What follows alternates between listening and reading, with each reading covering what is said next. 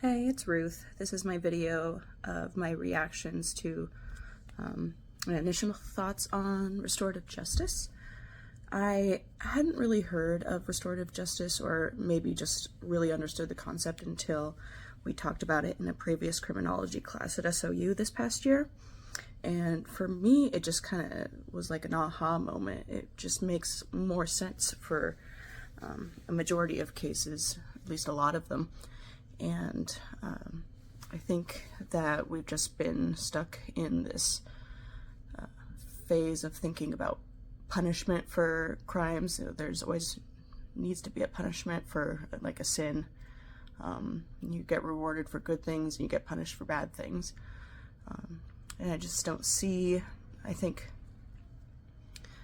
it's been shown at least many times that this prison system that we have to use as punishment doesn't really work. It just kind of perpetuates recidivism.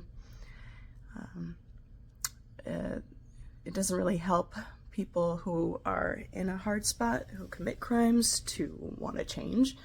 It just hardens their spirit even more, and so we need a more rehabilitative approach to it. And a lot of the times the victims aren't even involved either, which is interesting.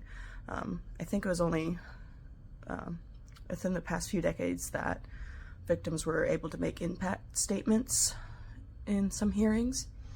I could be wrong, correct me if I am wrong, but I just think it makes more sense to come up with the steps that makes most sense, most logical sense, and they're reasonable for each party, the person who's committed the crime and the victims.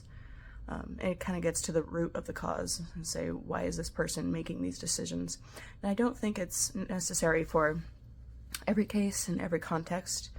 I don't know if there's necessarily a bright line of where that goes over. It's a little more subjective. You have to take a look at all of the details of each case. I think a lot of the time when a person is repeatedly committing violent acts, that perhaps it's not the most reasonable way to approach justice, but for the most part, I am really excited to learn more about it and the possibilities that there are, and that we can take this approach rather than the one we have been in this country for the past few centuries.